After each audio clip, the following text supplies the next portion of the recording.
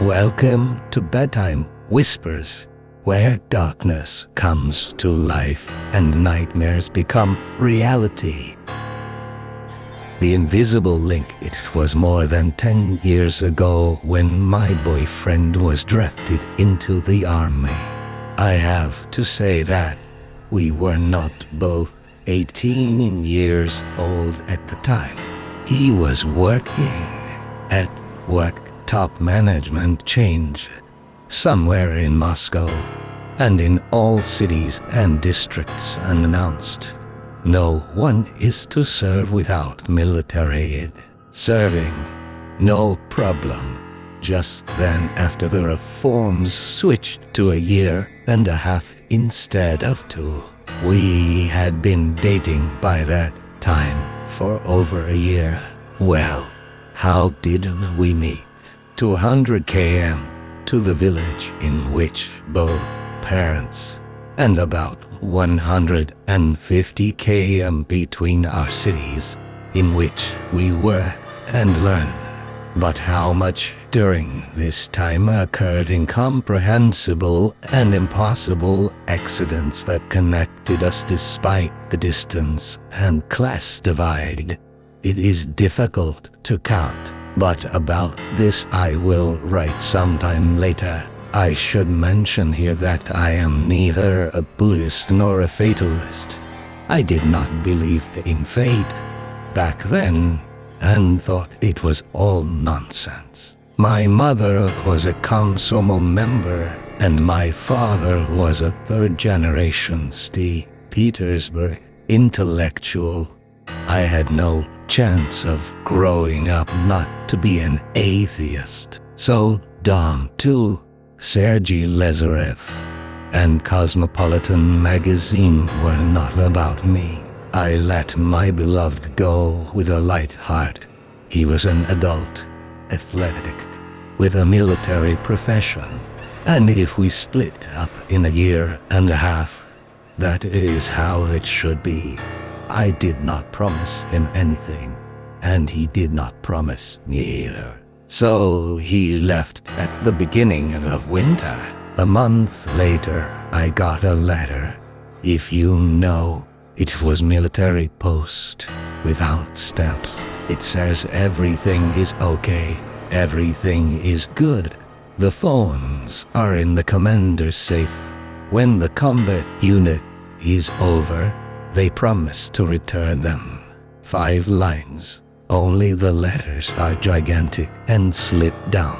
I sit in the evening in our rented apartment, doing homework. I now have to higher education degrees. So in those days I had to do homework a lot, a long time, and often sitting alone on my bed.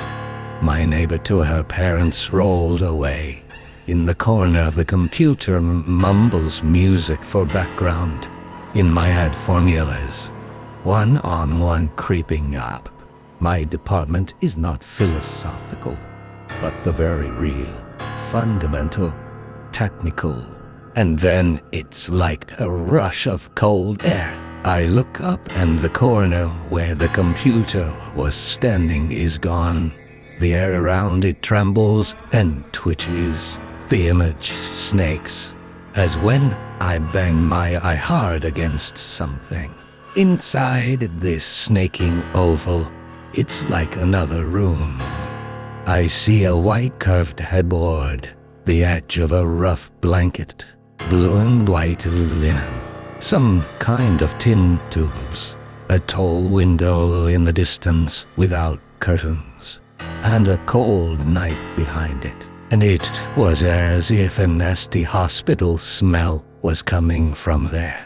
I could also feel the pain and sadness coming over me, the loneliness, the tears coming out of my eyes, and anxiety for him. It's like I'm saying goodbye forever. I gathered all the strength and all the warmth in my body and began to call him mentally, to ask him to stay with me. I could not do without you. It was like time stood still.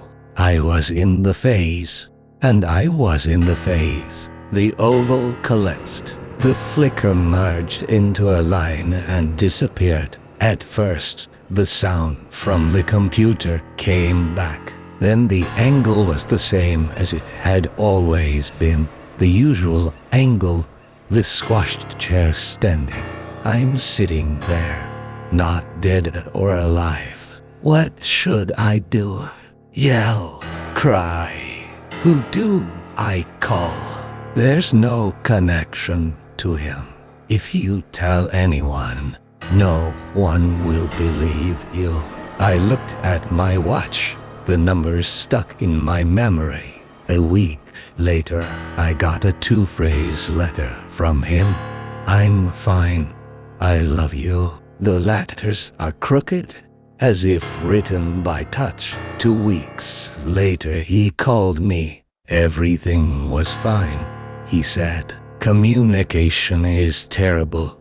You can't feel or understand anything in my voice. Some time later, he confessed that he had lost 17 kg in the first 2 weeks. It was winter, the north. It was freezing. We had never seen winters like that here. Appendicitis. I was patient till the last moment. My commander was almost carrying me in his personal jeep and was flying at night to a hospital with a blinking light. And then in the hospital, I did not wake up from anesthesia the first time.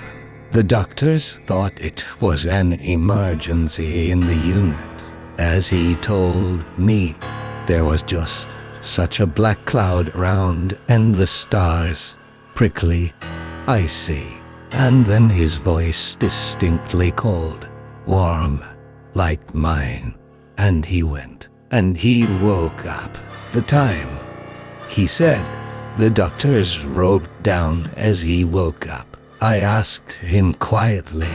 It was right down to the minutes. Never told that story before. Who would I tell that to? And we never discussed it with him again. We didn't need to. Why are there such coincidences in the life of a hereditary atheist with a degree in engineering?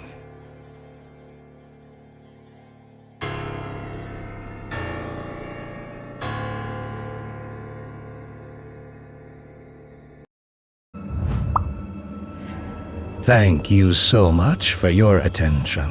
Subscribe to the channel. See you soon.